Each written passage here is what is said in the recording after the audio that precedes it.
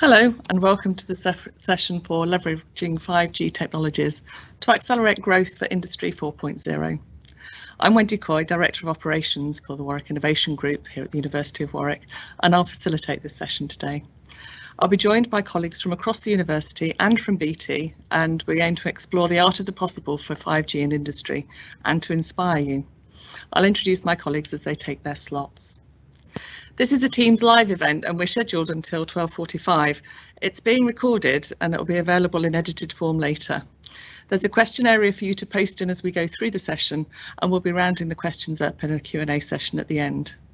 In the interest of making the most from these sessions, please do put your questions in the bar as you go through the sessions.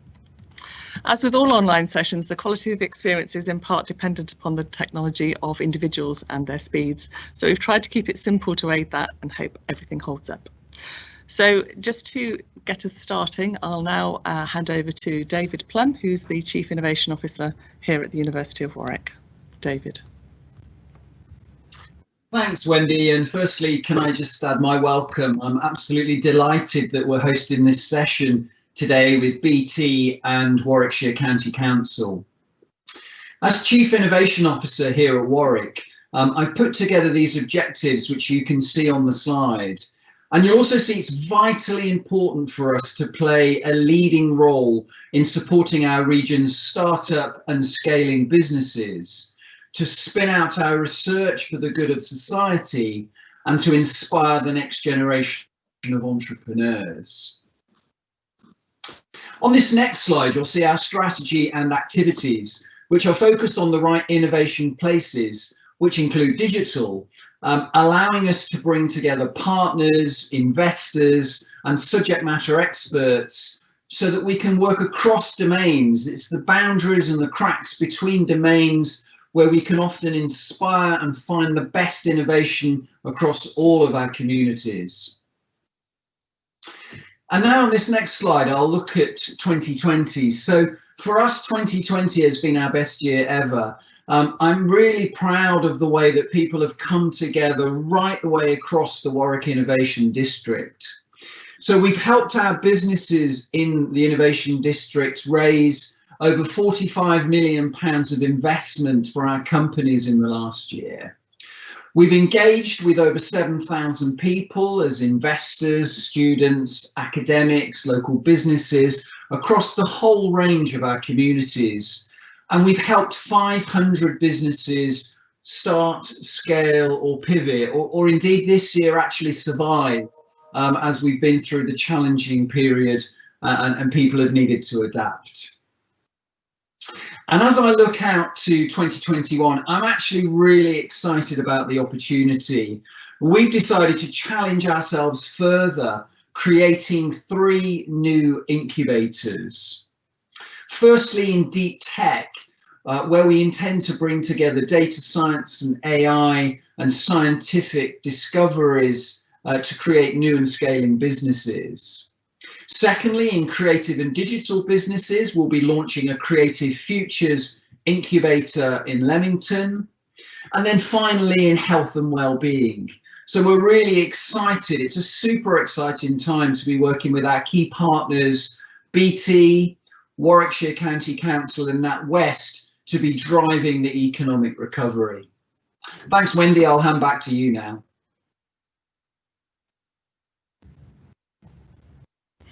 Thank you, David. I'd now like to introduce Fotis Koronis, the Managing Director, Chief Technology Innovation Officer and the 5G Executive Advisor for BT, and Jeremy Spencer, 5G Innovation Lead from BT Enterprise.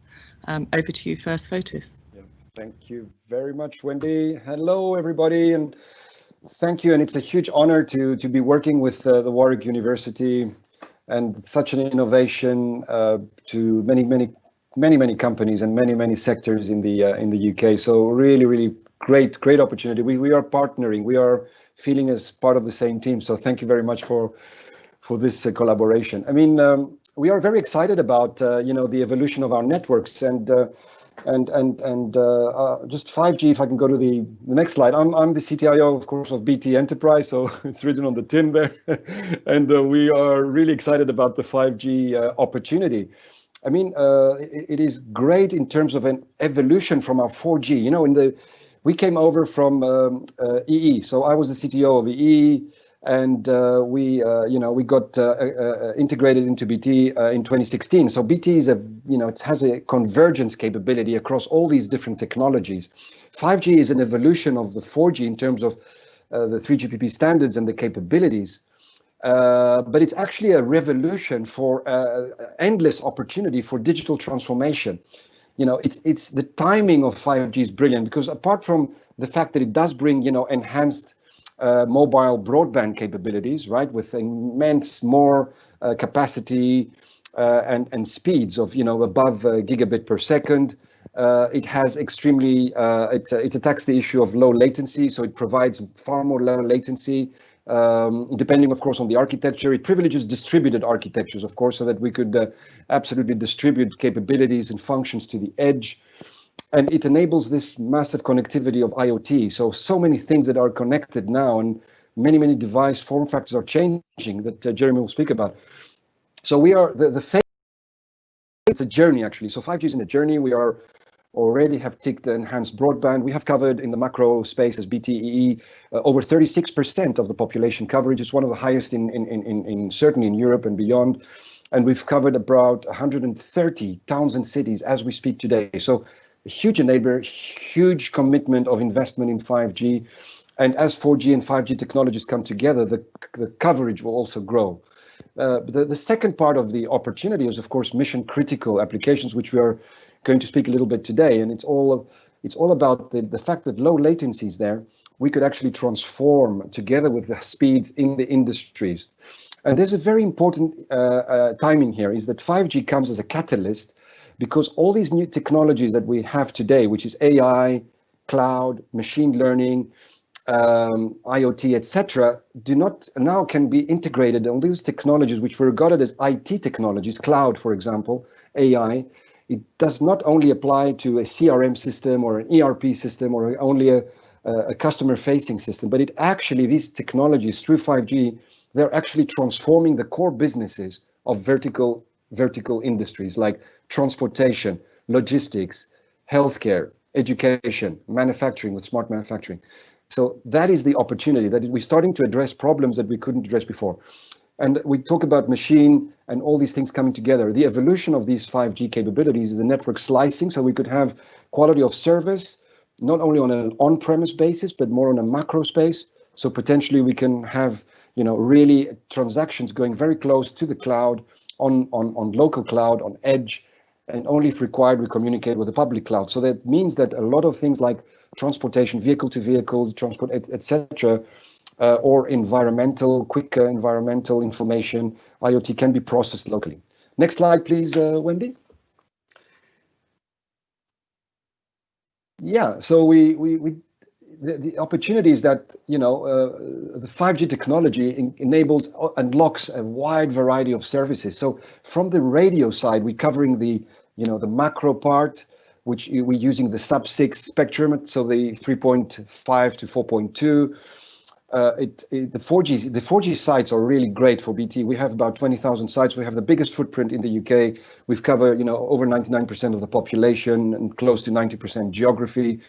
And of course, the networks are starting to come together between the indoor, the outdoor, and then I would call it the more hybrid type of solutions, right?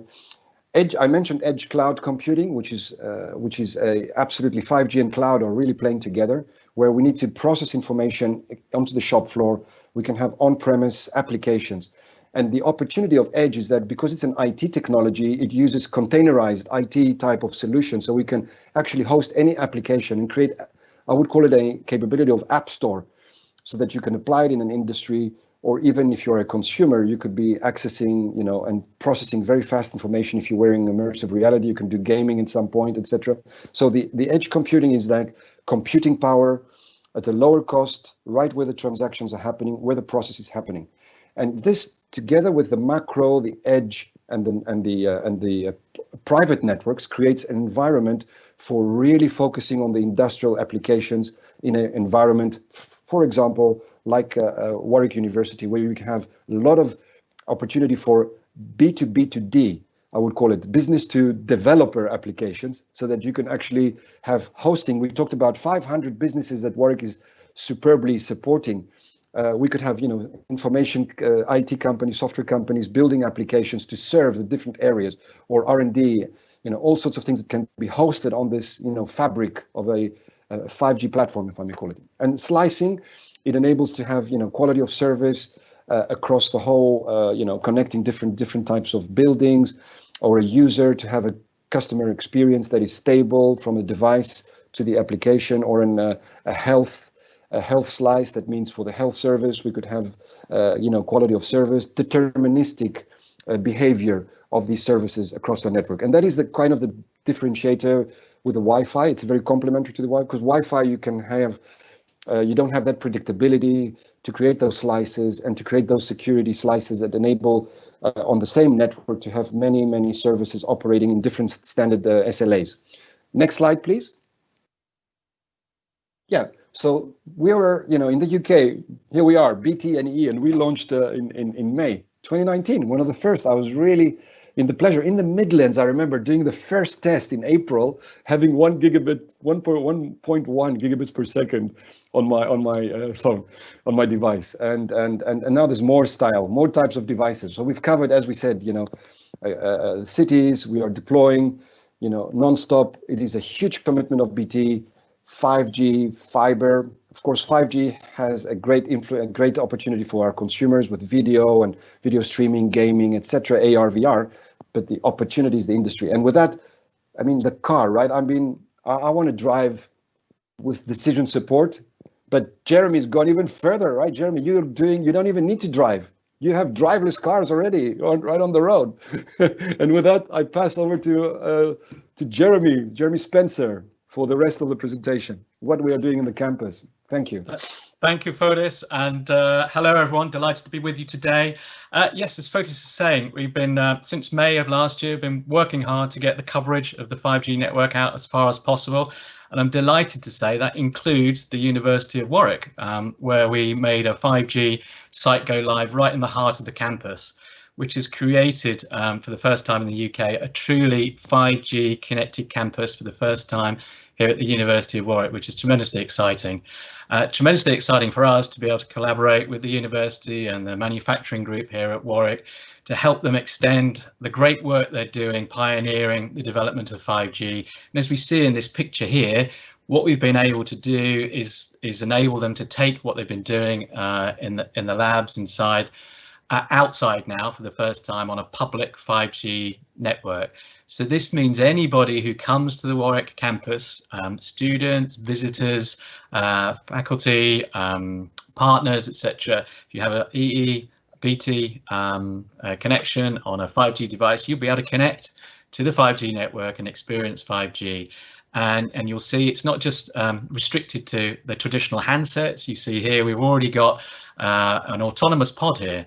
And it was tremendously exciting to connect that over the 5G network for the first time and start to experiment with things like vehicle-to-vehicle communication, where we had a couple of pods running autonomously and exchanging information between them, which is tremendously exciting. So if one vehicle starts to see a hazard, it can communicate to the other one what's happening, which, as you can imagine, is really crucial for safe operation of these types of vehicles. So we're tremendously excited to be collaborating with Warwick in this way. If we can move on to the next slide, please. And that's just the tip of the iceberg, because as Fotis has talked about, 5G has tremendous attributes to it that makes it perfect for business and industry, far more than any other previous iteration or generation of mobile technology, because it has been designed from the ground up with the needs of industry and business in mind. So the massive communication capabilities of connecting lots and lots of things to it, giving the performance, the bandwidth, the fast response, etc., make it perfect, and make it perfect for this next wave of industrial revolution that's termed the fourth industrial revolution, Industry 4.0, where we're really starting to really go beyond in terms of linking the physical world of manufacturing, distribution, supply chain, with all the amazing digital innovations that are coming to the fore now, whether it be connecting things, machinery with sensors to create an Internet of Things, using the latest in data analytics, big data techniques to understand and interpret in real time what's happening, combining that with autonomous operation we just talked about with the pods, but we can bring that inside the manufacturing plant, the distribution plant, with automated guided vehicles, enhancing what we see, using smart glasses to overlay the physical world with real-time information to create augmented views of what's going on that really enhance our productivity and operational tasks that we can undertake. This in turn has the tremendous opportunity to create unprecedented control and transparency, understanding the operations, which in turn will create boosts in productivity, quality and customer service. And when we think about any one particular operation, there's a lot of complexity going on. You take a manufacturing plant, lots of machines, lots of processes underway. And as we start to digitize, we'll have lots of digital services running at any one moment in time. And that will only be possible if the underlying connectivity is good enough. It has to be flexible, it has to be super reliable. Obviously, if we're starting to move mission critical things onto it, it has to have the capacity that's needed. It has to have the fast response times that we need, millisecond latencies to, if we're going to control things in real time in a safe and useful way. And that's where enter 5G, that's where 5G comes in. It gives us mobile connectivity that we've never had before that starts to meet the needs. And when we think about what we've traditionally done with connectivity in that way, Wi-Fi, you know, we always at home, we've seen it in the office, but when we compare it to things like a cellular technology that has been designed to create great coverage and reach in a way that Wi-Fi never has. And when you think about a manufacturing floor, that's a large expanse to be able to cover, and a warehouse, and maybe outside where you've got goods in, you need the good coverage as well. 5G is a perfect way to create scale, coverage, reliability and support. And as we move forward along the 5G journey, you know, Fotis has already talked about being able to slice it and give the response times that we need. So let me move on, please. Next slide. We've already, since May of last year, started to see how we're moving away from that 4G world, which was largely about getting fast content down from the internet to a handful of devices, to start to connect all sorts of wonderful things, smart glasses, autonomous vehicles, even medical equipment with ultrasounds and things like that. If we move on to the next slide, please. And it's real, you know, it's happening. So it's no longer in the domain of the lab and development situations. We've been working with lots of organizations that are actually deploying it and using it in anger. So factories, it's no longer, you know, you just have to rely on the coverage and capability of the public network. We can do private 5G deployments, so you can ensure you've got the coverage within your factory and surrounding areas, so you can start to move and look at your machines and determine whether they need to go into maintenance overnight or not. And that immediately boosts your uptime of your operations, boosting your productivity. You can support your lone workers outside, like here's an engineer in Belfast Harbour using that augmented reality that we spoke about. So he's getting step-by-step guidance on how to on the steps he needs to do to maintain a crane side crane in the port. And we talked about autonomous guided vehicles as well, and those are up and running in that factory that we talked about. And using immersive technology for training as well is a great opportunity. All these things are happening now with lots and lots of customers around the Warwick and the surrounding area. So 5G is a great technology for transforming industry, and it's starting to happen now. So with that, last slide, please. Just going to say thank you for listening, and I'm going to hand back to Wendy. Thanks, Wendy. Thanks very much to Fotis and to Jeremy for that. That was very interesting. And if you've got any questions at all for any of our speakers, please do put them in the bar on the side, and we'll get to them at the end of the session. Time now to hear from Dr. Matthew Higgins, who's a reader in comms at Warwick Manufacturing Group here at the University of Warwick. Matthew, over to you. Yep, hi there, thank you for joining. So yes, I'm just going to give a very quick presentation here on how WMG is effectively trying to work towards enhancing manufacturing resilience and competitiveness through the deployment of 5G. Next slide, please. So I guess the motivation is well known within in the field, but effectively 5G is providing us the opportunity, or should allow the opportunity, for dealing with real-time intuitive behavior of robotics. To allow some kind of tactile precision control at a distance is realistically probably only made possible with 5G moving forward. The ambition, of course, is that if we can do this, we will probably enable some kind of increased revenue generation or efficiency gains on behalf of the supplier or the user. So that's the engagement with 5G is critical really for the UK in terms of remaining competitive globally. So at WMG, what we're attempting to do is to build some more demonstrators that effectively highlight the advantages to manufacturing, but also should show some new business opportunities and help develop the UK in general as a leader in the 5G application space. Next, please.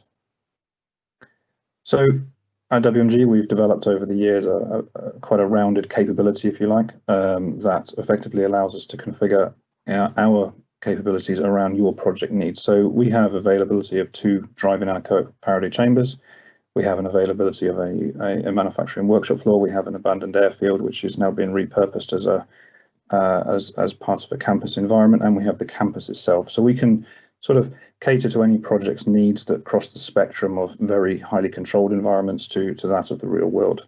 And then we couple that with the technologies that we're dealing with at the moment, which is both our 14, release 14, 15, 16, we're incorporating some release 17 features within our capabilities, and we're working across all spectrums. So we have an ability to work in FR1 and FR2 all the way up to terahertz at the moment, and we've sort of rounded that off, if you like, with some GNSS, GPS, Galileo, and we have parted this together with in terms of the equipment that we have. So we have our own core, we have our own standalone core, we have our own GMBs, GNOBs, ENOBs, etc. We couple that then with any additionality that may benefit the project. So if you needed links into wireless wired networks through 802.3 or TSN, we can do that. If we needed to deal with proper physical metrology, we could do that. Or if you needed works into HMG or operators, for example, we can kind of build in a capability here that can answer your project's needs if you needed to. Next slide, please. So why we're doing this effectively in part is alignment with 3GPP. So 3GPP obviously have a number of use cases which they care about. We're kind of focused, if you like, on 5 to begin with.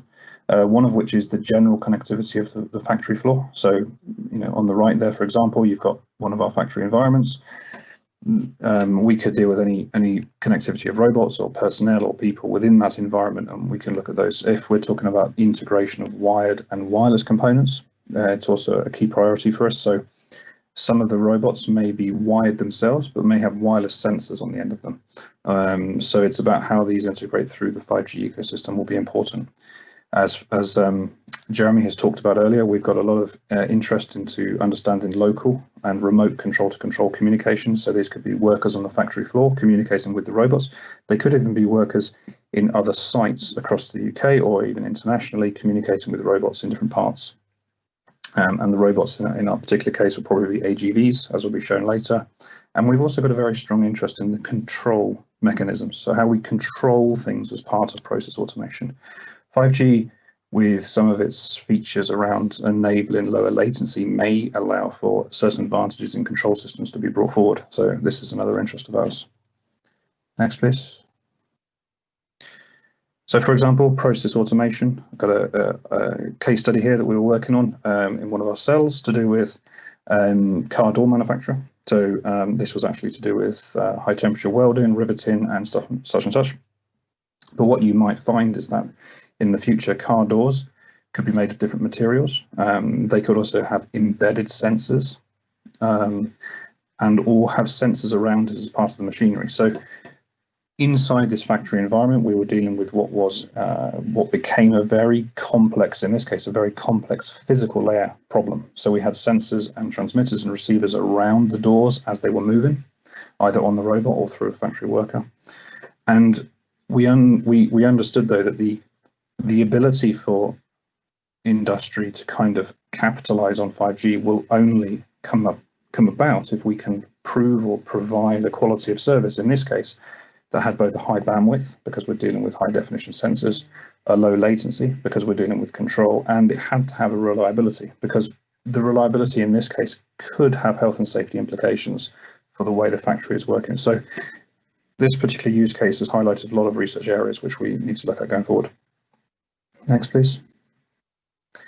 So again, connectivity on the factory floor. You could imagine here, you've got a worker potentially wearing PPE, other things like that in and around a factory environment. So it's clear that in this particular instance, the machinery around it and the layout of the factory itself could become, at the physical layer anyway, and potentially high layers, could interfere the reliability of the link and potentially the latency of the link. So for this kind of worker machine interaction perspectives, say one of the workers is linked with 5G devices and the machine is also linked with 5G devices, the link reliability and latency of it could become, again, critical to health and safety.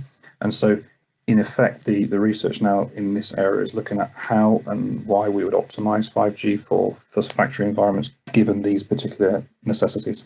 And again, we're going to look at local and remote control to control communications as we deal with cross connectivity between the wired and wireless networks.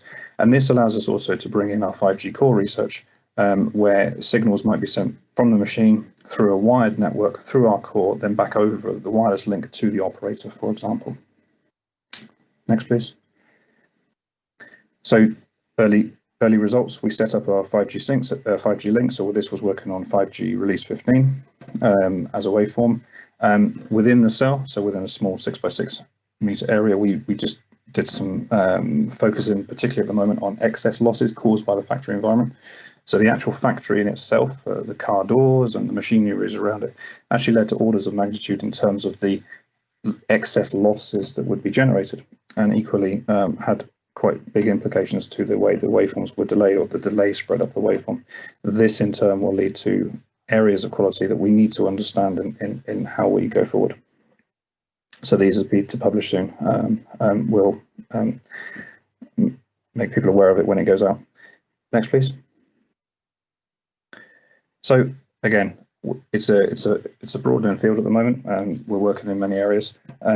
Part of our work, again with BT recently, in terms of our successful trial of the pod network, the 5G network with our pods, means that actually we're going to be pulling over a lot of that knowledge into the factory environment. So the BT network does span into our workshops, which means that what we've learned recently from doing our outdoor trials could potentially move forward into the workshop environments. And of course, this is also allowing us to prepare our next deployment of 5G on campus, which is our standalone release 16, which is currently in our chambers, but is being moved outdoors in the near future as we've got our Ofcom licenses, to actually start to enable much more research in the areas around core slicing because of our core capabilities there. Next, please. And that's all. So thank you for listening. If you have any questions, I'll be around at the end. Thanks very much for that, Matthew. Don't forget, put any questions that you've got into the chat bar, and we take those questions at the end, as Matthew rightly said. So next we're going to hear from Professor Robert Harrison, who's the Head of Digital Technologies and Automation Systems within WMG at the University of Warwick, and Professor Jay Ball and Georgi Iliev of the WMG Accelerator, again here at the University of Warwick. So over to you, and I think Robert is starting us off. Thank you. Yeah, thank you, Wendy. Yes, I had, as Wendy said, the Digital Technologies Directorate at WMG and also the Automation Systems Group. And in that context, wanted to talk about opportunities for using 5G within manufacturing automation. You know, we're not currently using it in our test beds, etc., but we have opportunities and would very much like to collaborate in that context. Next slide, please. Looking broadly at the Digital Technologies Directorate at WMG, I just wanted to quickly say the scope of what we do. Within that grouping, there's automation systems, which I lead, but then also data science. We have strong cybersecurity and systems groups, visualization group, digital healthcare, and digital lifecycle grouping. So important to understand the scope of what we have to offer, and I think has already been talked about by other speakers, you know, the opportunities that 5G and you know, the availability of data, you know, in real time or near real time capabilities across the you know, the manufacturing hierarchy can offer. So the diagram on the right really shows, I think some of you may be familiar with the traditional manufacturing pyramid. You know, digitalization is opening that up, and the use of data, the analysis of data and so on, which are alluded to, you know, in this slide, are very, very important. And in the context of, you know, Industry 4 again has been mentioned, and the crossover between, you know, OT, operational technology, and information technology, these facets of systems are key going forward. Next slide, please. Just wanted to give you an appreciation of the sort of test beds that we have at Warwick. Matthew's talked about autonomous systems and mentioned briefly about AGVs and so on.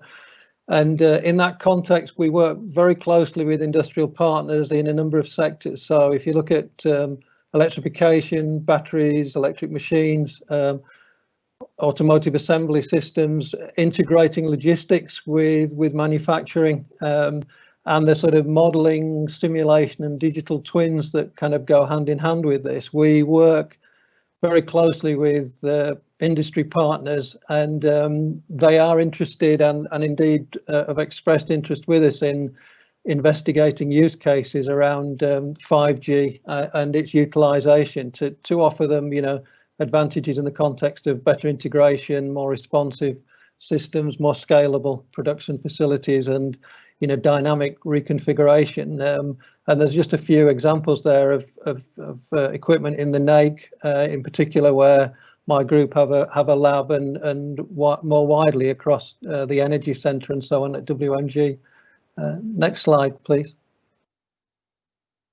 In terms of, you know, investigating 5G and the sort of things we might do with the, you know, the industry partners that we work with, I just wrote down some of the kind of questions and challenges, I think, from a practical point of view, and things that we'd, you know, like to be able to investigate and partner with companies, you know, technology providers and so on in this comms space. So, you know, will 5G, you know, provide that, you know, pervasive connectivity across all levels in the, you know, of the systems within the factory? There are obviously concerns and the like around being able to, you know, smoothly and securely integrate systems, reconfigurability, you know, and changing production systems through getting away from wired to wireless is obviously, you know, a substantial benefit. There's, I think, as other people have talked about earlier, the you know, the role of 5G relative to other technologies like TSN, you know, higher performance, you know, single twisted pair Ethernet, high performance wireless, etc. And then how do these fit together into, you know, that ecosystem for you know, automation and factory digitalization more broadly, and again into the supply chain. Then there's the kind of questions around the kind of a chicken and egg challenge of do we have the devices and connectivity to the systems, or do we need the networks first, or you know, and so on and so forth. So obviously all the building blocks need to be there bit by bit to enable this to happen. And then, you know, the concerns around cost, complexity, energy consumption, security. But again, they're all exciting challenges, and being able to work, you know, with partners on those are things that we'd very much like to do, and to use our existing, you know, facilities and new ones to do that. Next slide, please. In that context, really wanted to talk about my thoughts and opportunities for collaboration. And we obviously have active research projects. We do direct contract collaborative research. We have a lot of end user use cases. I've tried to talk about, you know, and show some pictures of a few earlier. And there's an initiative in the UK at the moment, Manufacturing Made Smarter, that perhaps some of you will have heard about from the Industrial Strategy Challenge Fund. Within that, there are collaborative, you know, projects with industry, some of which we're already undertaking. And just bring up is timely at the moment. On 17th of December, we're putting in an application for one of these manufacturing made smarter centres around an ecosystem. So we call it Cosmos, but this Cosmos centre bid, it'll be highly competitive really for these centres, but there's an opportunity for partners who are interested to join, you know, that manufacturing ecosystem. And obviously the use of 5G and you know, integrating the necessary devices across the various levels in the manufacturing hierarchy in a, you know, in a secure, holistic and consistent manner is very, very important. So just bringing that up as a, you know, an opportunity to collaborate. Next slide, please. So finally, thank you for your attention. And in that context, really, we want to help, I think, as Matthew and others have mentioned, you know, to enable such digital solutions and to utilise, you know, the opportunity and potential of 5G within that. And just at the bottom of the slide there, you see we work, you know, all levels from proof of concept research, but very much from there all the way through to factory install and seeing commercial impact in what we do, you know, with our partners. So thank you, and hand you back to Wendy now.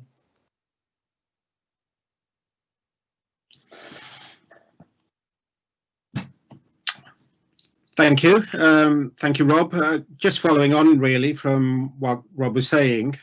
Hello, thank you, Rob. Just following on really from Rob's examples, I think the next three speakers, myself, George and Mark, are going to give some examples of some of the things that we've been doing with companies. Next slide, Wendy, please. So one of the things I work with really is the WMG Accelerator, which we've set up about 3 years ago.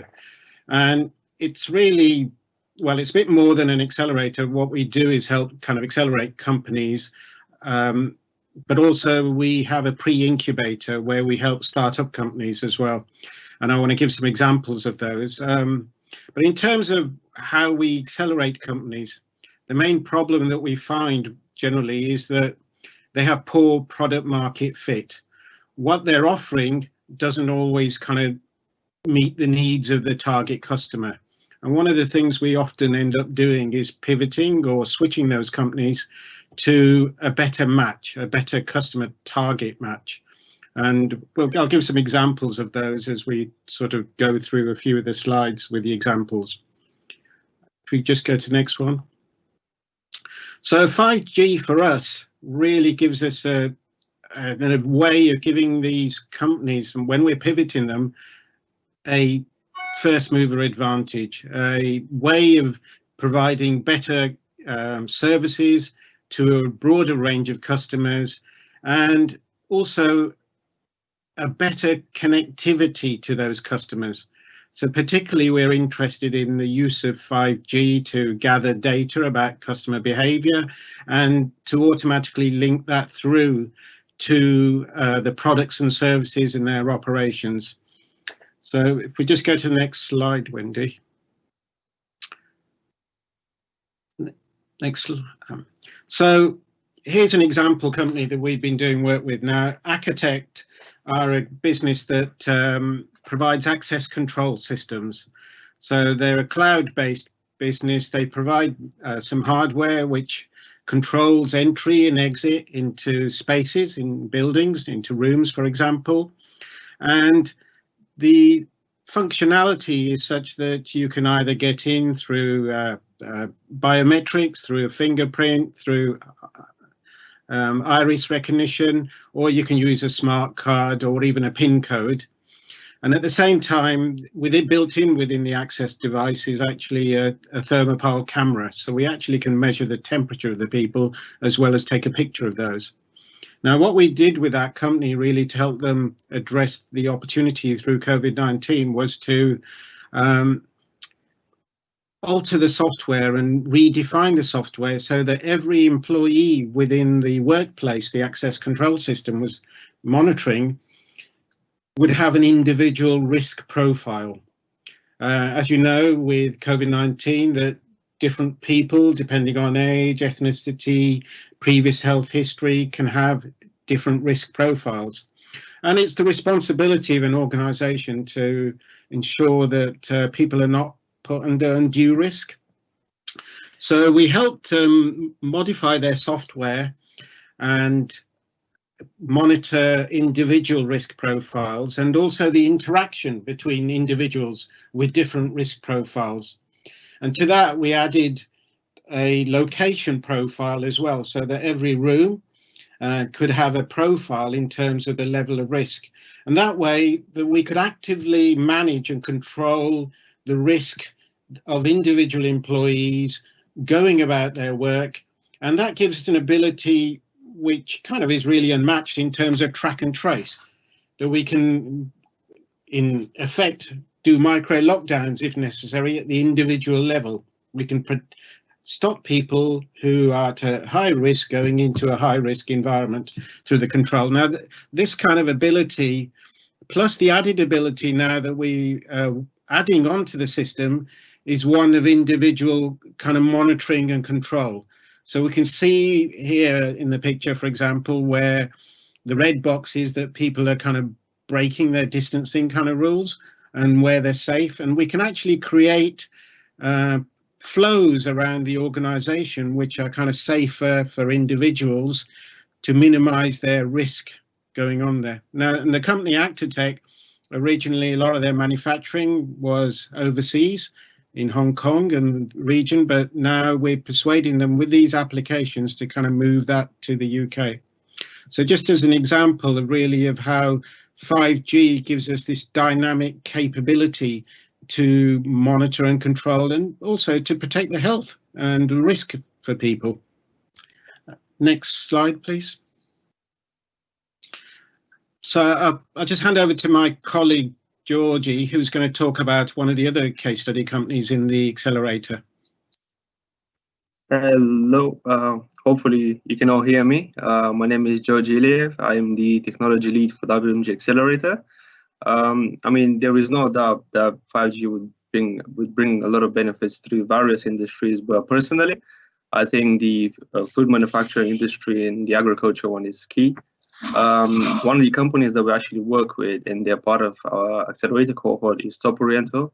They're a niche Birmingham-based food manufacturer, and pretty much the various 5G use cases with them are endless.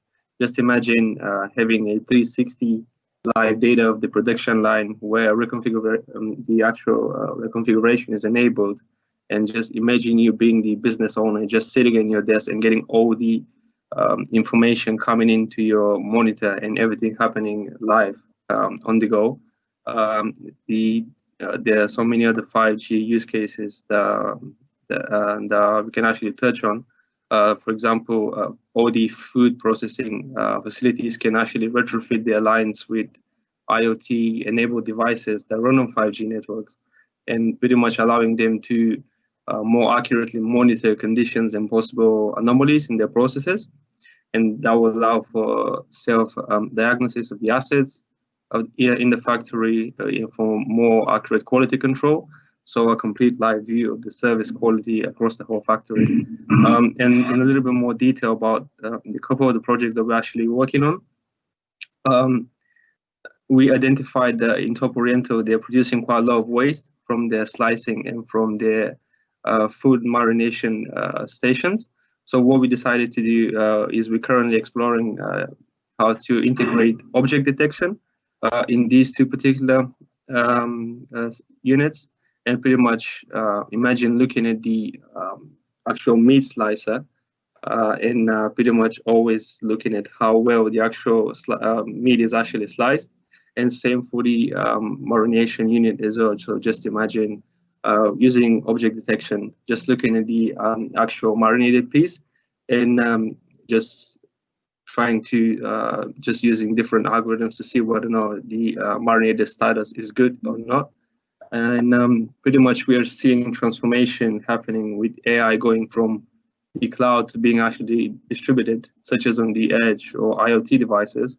And many of these 5G sensors will directly enable vast data aggregation for remote monitoring and immediate reaction, pretty much.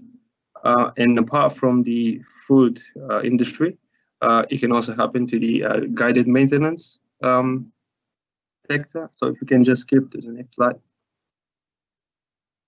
Yeah, another business that we actually work with, Dufter Technologies. They provide guided maintenance for various manufacturers.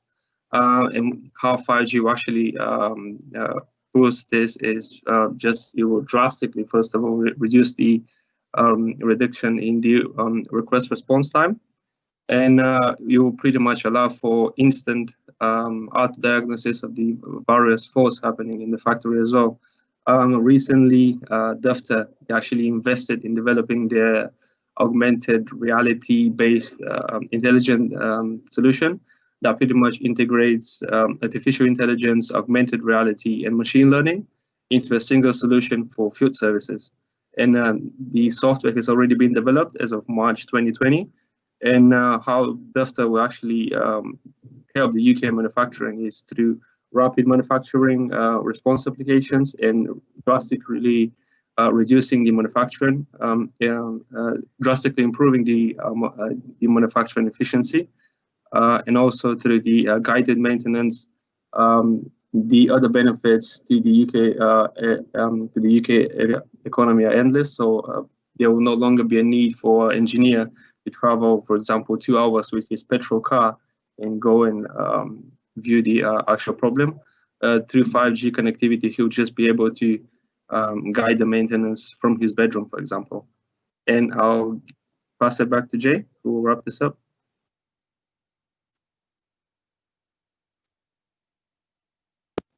Thank you, George. Dufter is an interesting business. I talked about pre-incubator, and it's an example of a company which was kind of started off by a Warwick student, supported through the support services provided by Warwick University itself and also within WMG. So Dufter originally started off as a business that was kind of doing their version of Airbnb, which is finding meeting rooms.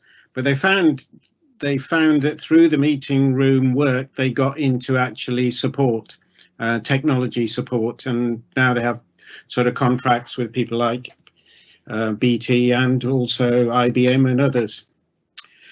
This slide really shows some of the other companies that we've been working with, where there are opportunities or where we're already applying elements of 5G capability with them. I mean, Protein is an in-wheel motor company. They can actually produce in-wheel motors that can each generate about 100 horsepower. And really, the use of 5G is really in terms of connecting the sensors to provide a 360-degree wheel capability. Now, originally they were thinking about this for vehicles, but we think that going back to product market fit, we think that better applications may well be in kind of logistics and delivery services, particularly within factories. OK Doc is an interesting online video consultation platform, but I want to kind of move quickly on to ElectroSense. This is another example of a company that was started off by a student. He used to come and see me every week with kind of different ideas, and eventually they developed into a heating system using irradiation panels, which are kind of relatively new, but he was really focusing on the fact that 2005 kind of boilers, gas boilers, will no longer be allowed to be installed in new build houses. So they've started work on sort of these radiation panels, and one of those fortunate things, they actually quite effective at killing bacteria and viruses as well. So we're kind of doing trials with these. I mean, they developed onto the panels monitoring equipment so that they could switch on and off as required. But they're doing trials now in hospitals and care homes with these panels. And we're always looking to see how 5G can kind of further enhance these companies and really provide them with an advantage against sort of competitors that are rapidly emerging in most of those areas. to give you kind of some more examples, really, I'm going to pass on to my colleague Mark Swift via Wendy, and thank you.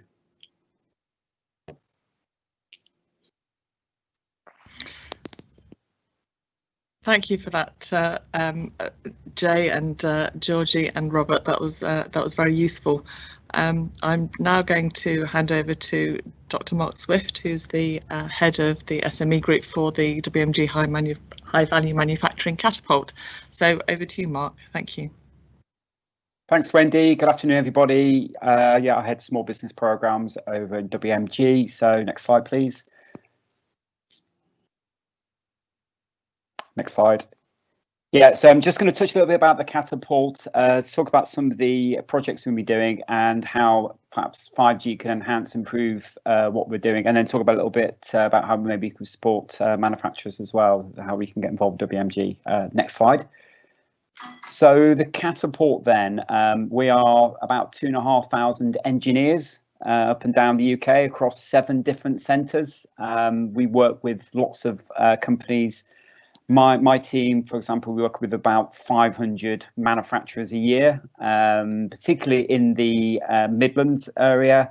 There's some of the clusters you can see on the map there. We've got a support program where we've got people in businesses pretty much every day. So if you're a manufacturer looking for how you can use new technology or enhance what you're doing, please come and have a chat with us. Next slide. But I think it might be useful just to get a sort of a health check barometer of what's perhaps going in this small manufacturing sector at the moment. And of course, there's lots of uncertainty out there, really. Particularly this year, it's been a tough year for them, really. Small businesses, you've got to remember, I think it's important to think that because they are quite small and they've got quite limited sort of capability, they get very much stuck in today and have a difficulty to think about the future and how 5G perhaps could be used, or how additive manufacturing could be used, or how digital technology could be used. It's something we have to bear in mind when we're deploying any new type of technology. How do you get them out of today to think about the future? Huge amounts of opportunity out there, obviously. We all talk about digital and Industry 4, but I think we try to do is demystify that. So it's really about how does that make your business become more competitive? How does it open new markets? As Jay was saying, how can you do things faster? And as I say, perhaps come to Warwick as a place to fit, to come and sort of to help you address some of those challenges, opportunities perhaps you see. So I'm going to talk about 3 opportunities now, 3 projects we worked on. One around factory, one about product, and one about supply chain. So I think they're the 3 areas perhaps that businesses could use 5G. So I'll just go to the first one, please. Next slide. And this was exactly what Jay was saying. This is a company that had that poor product market fit, particularly because of COVID, particularly the things that they were doing in their existing market, and their existing customer base just dried up really. In March time, their existing customers weren't buying from them, they were doing other things. So we helped pivot the business really, I guess, and enabled them to go from a standing start from pretty much zero to making to date 45 million face visors. So we help them use digital technology to lay out their factories, to use augmented reality to think about how they're going to lay out things to make it more efficient. And we built a digital model of their business now, so they can now reconfigure things at pace. And that doesn't happen too often, really, but small businesses don't often have access to that technology. So that was a really sort of really powerful, perhaps, understanding how a business can quickly adapt and change. But they were fortunate; they were one of the fortunate ones. Perhaps when it comes to 5G, is there a way of businesses could get a better understanding, perhaps where their equipment is, where the devices are, where the products are, how things are being used in the factory. So next slide, please. So, how can we be more agile next time? Maybe we won't have a pandemic. Let's hope, for goodness sake, we don't have a pandemic again. But maybe there's another black swan event where your customers need you to change direction. If you've got better visibility of how your factories lay out, perhaps where your products are, where your machinery is, where your devices are, perhaps that will give you a way of making decisions faster, really. I think Jeremy mentioned about the low latency and 5G earlier on, and using high quality augmented reality, so you can walk around that factory in real time to give you some feedback and understand how you can lay things out. Perhaps could be a way of enhancing your business, really. And in operations, I think, as well as product development, in operations, really, if you can get real-time information back from equipment and machinery, you can perhaps turn that into information, into decisions. Also, I think it's important to remember that a lot of the equipment we see in small manufacturers in factories are bits of equipment maybe installed 10, 20, 30, 40 years ago. So how we connect legacy equipment so you can digitize to understand how it can be used more effectively, or what the throughput is, might be something to consider. So if we then go on to the next slide, then think about the product. A project we did about 3 years ago now was help develop the latest London Cycles hire scheme, the Boris bike, or Sadiq Cycles, perhaps you might know it as. We helped develop that bike at Warwick, but that was to do it in fast time, but also to use lightweight materials. So it's a lighter bike, but it's better to ride because of that, and it's stronger and safer, and it's securer. But what about from a product perspective? What about if you could use 5G to track products, perhaps? So next slide, please.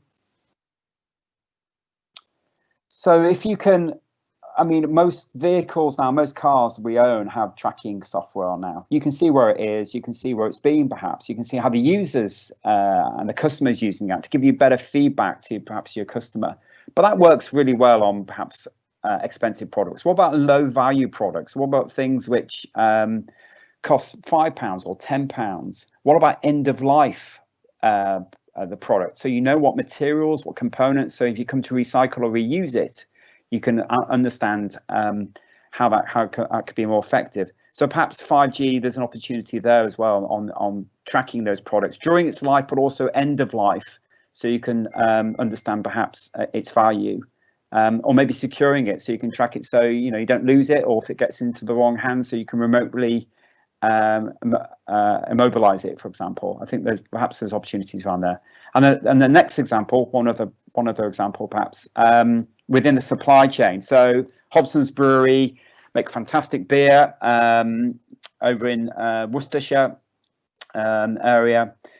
They had a problem with tracking the beer barrels in real time in the supply chain, really. And not only that had implications on their working capital, had implications of, did they have the right product, the right beer in the right pub at the right time?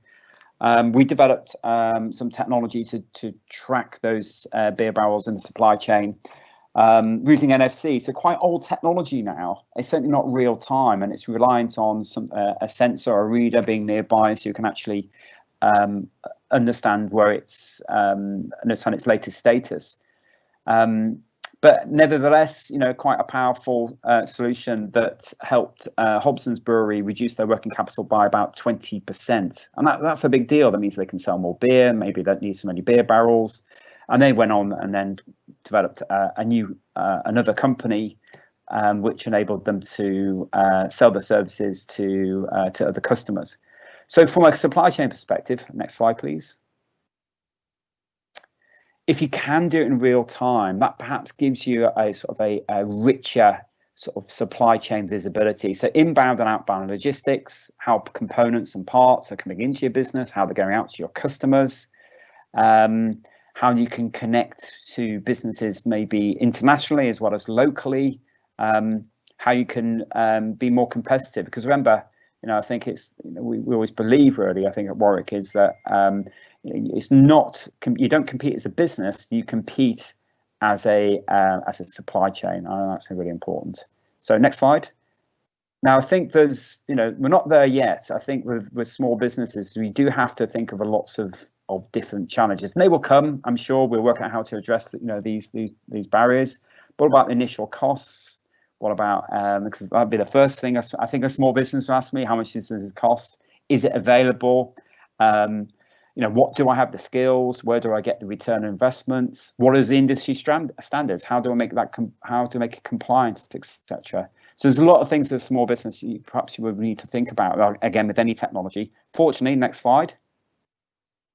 I think we know we can help. We say we've got a program in the Midlands, particularly about how small businesses can access new technology. We help about 500 a year. So if you are getting stuck, if you've got any questions, just reach out to us and we'll see if we can help. Thank you very much. Over back to Wendy.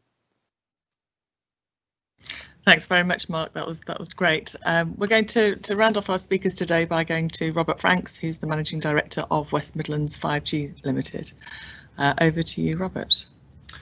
Thanks, Wendy and David, for giving me the opportunity to close out this exciting event before we go to Q&A. So I'm going to try and do the 3-minute version, if that's okay, so we can have time for questions. So I wanted to take the next couple of minutes just to talk a little bit about what this exciting partnership between BT and the University of Warwick means for the Midlands region.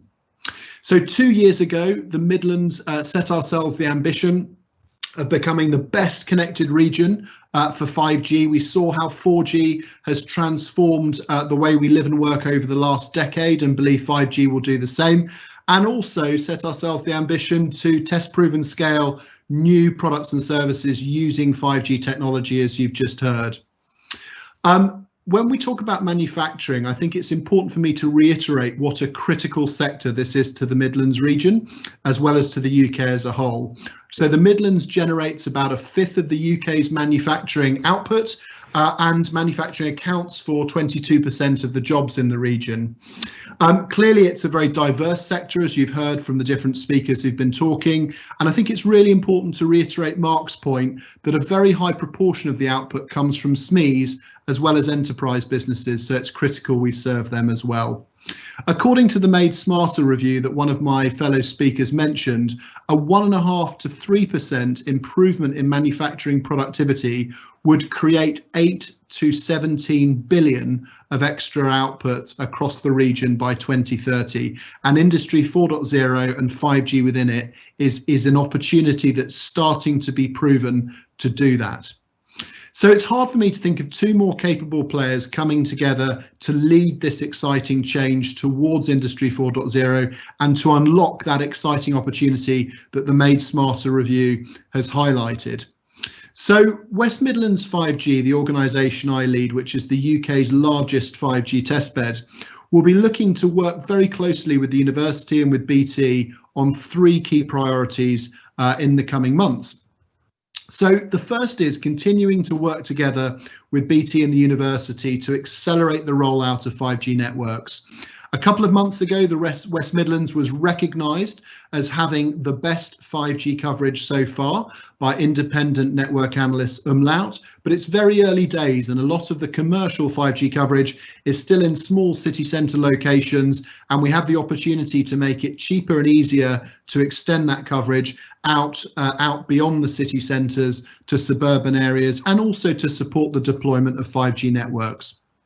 The second priority we're going to be working on with BT and the university is extending our 5G manufacturing testbed, which we're already partnered with BT on, along with Ericsson, Worcester 5G and a variety of manufacturing players, so that we can do even more exciting use cases to test and prove the opportunity for 5G to enhance productivity and also improve safety as well.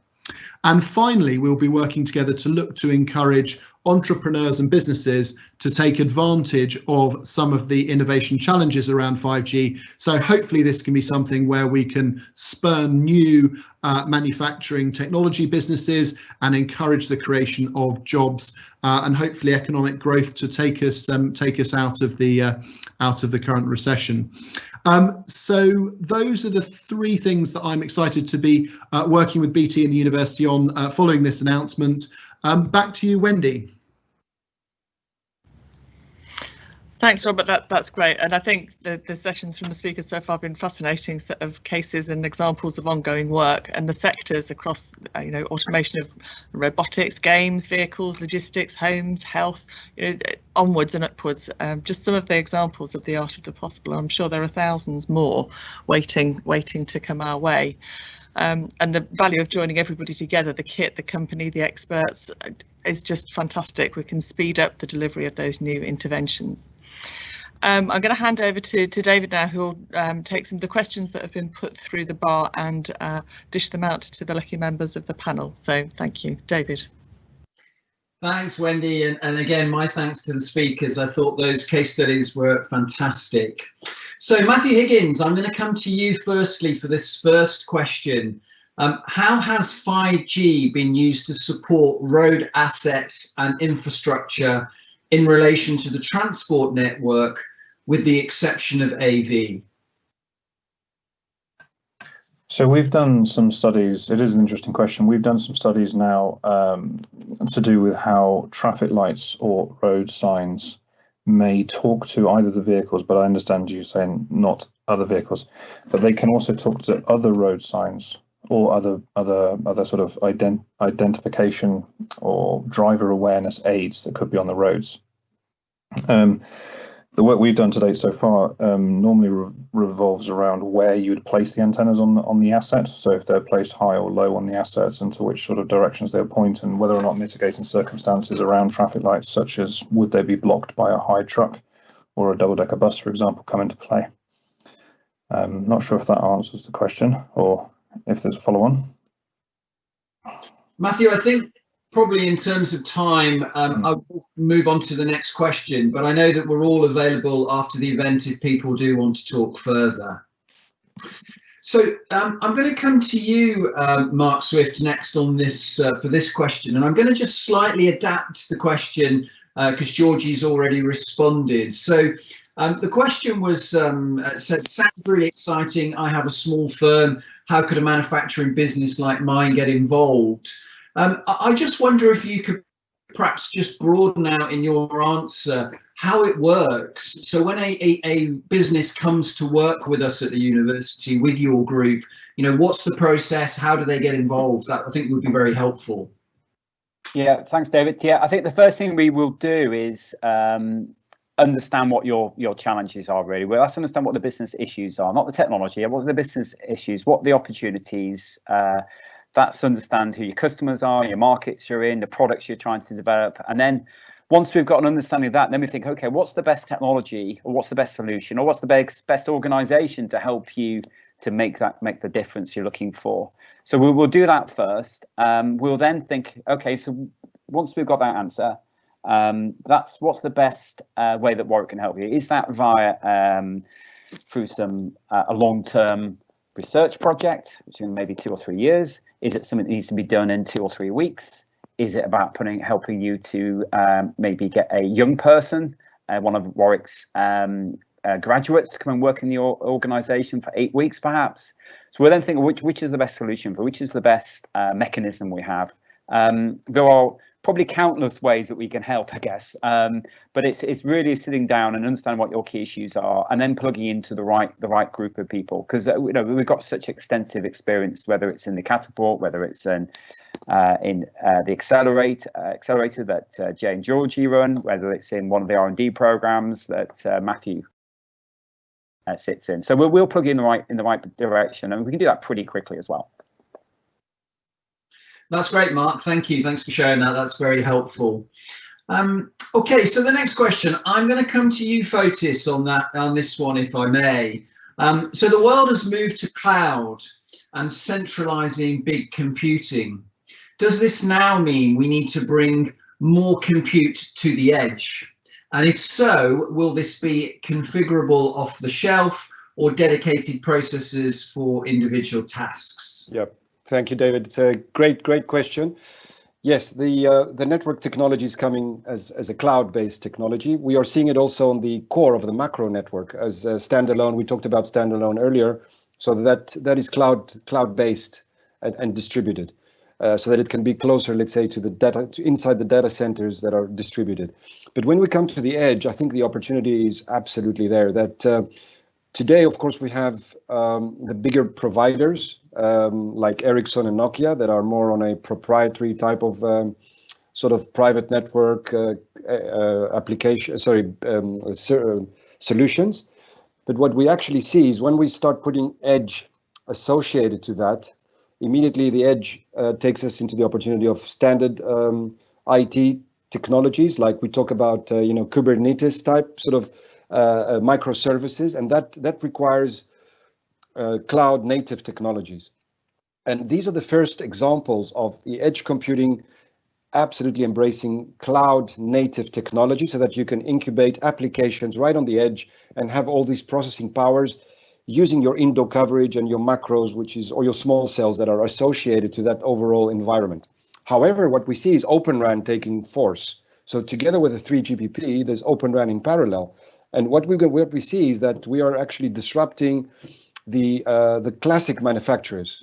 Of course, Huawei is not anymore in the discussion in the UK and other places, but Nokia and Ericsson. So we would probably see solutions coming in this disaggregation of the different layers between, the RAN, the radio part, and the core, and anything in between, so that all these technologies are really cloud native in the future. And we're already seeing some of these capabilities come up using, standard hardware. So that is in process. Of course, it's very hard to say you're going to disrupt Nokia and Ericsson overnight. However, there is a lot of initiatives and companies that are actually are starting that, and I would call it, we will start from the industry rather than the private network. So yes, edge computing would be turning into cloud native increasingly, therefore engaging the operational technologies with the IT, and absolutely spot on as the previous speakers mentioned. And there will be more OEMs stepping in to use those chipsets of 5G and enabling to develop everything on cloud native in the next years. So that's it's a journey, but we're starting to see that already from 21, 22. I hope that answers the question, David. Yeah. Thanks, Fotis. That's really interesting. And I think one of the things about our collaboration is that we want to bring some of those suppliers, the chipset manufacturers, other subject matter experts in. So if you're a business thinking that far ahead and thinking about innovating at that sort of core level, this is the type of place where we can put that together for you. So I'm very excited about that. And David, we are happy to, we're really happy to join forces there to disrupt the current standardized ecosystems of the, absolutely, and work with software companies on the Midlands, to put them in these application initiatives. Thank you. That's great. Thank you, Fotis. Much appreciated. So I think I've probably just got time for one more question, just so that we sort of finish on time. And I think it's one that's very sort of relevant to where we are here in the Midlands and our heritage in the sort of motor industry. So I'm going to come back to you again, if I may, Matthew Higgins. So when do you think we'll have fully autonomous vehicles available to use on public roads and possibly be able to buy them from manufacturers?